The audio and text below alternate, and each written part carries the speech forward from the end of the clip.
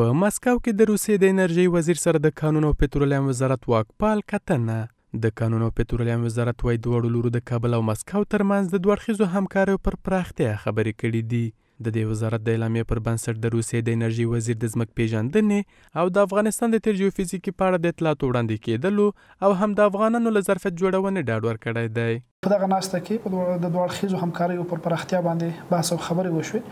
همداراز د دغه ناستې په ترڅ کې ښاغلي سرګي تسولوف افغانستان ته د افغانستان په برخه کې د روسي متخصصینو پخوانی مطالعات او ډیټا د سپارلو د افغانانو د ظرفیت لوړونې په برخه کې د همکارۍ ډاډ ورکړ. د کانونو او پټرولیم وزارت ویان زیاتوي چې د دې وزارت واکپال همداشان له روسي پانګوالو سره په جلا کتنو کې په افغانستان کې په بیلابیلو برخو کې د پانګونې غوښتونکی شو. د دغه ناستو په څنډه کې کانونو پټرولیم وزارت سرپرست د ډبرو سکرو غازو څخه د برېښنا د تولید شرکت له مشر سره هم ناسته درلوده چې د نوموړي شرکت ته د افغانستان له غاز او ډبرو سکرو څخه د برېښنا تولید لپاره بلنه ورکړه.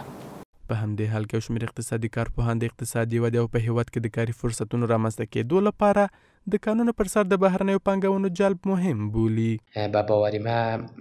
دولت میتونه از طریق مشارکت سکتور خصوصی و همچنان شرکت‌های بین‌المللی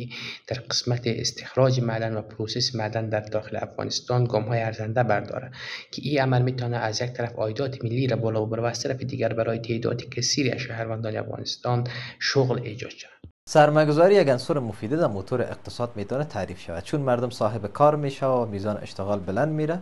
قدرت خرید پیدا میکنن، همچنان جی دی پی بلند میره و صادرات افزایش میکنه و کشور صاحب ثروت میشه و این میتونه بسترساز رفاه و رونق اقتصادی باشه. تر دې وړاندې د واکپال حکومت چارواکو تل ټینګار کړی چې اسلامي امارت د اقتصاد محوره سیاست په لرلو سره هڅه کوي له هیوادونو سره خپل اړیکې پراخې کړي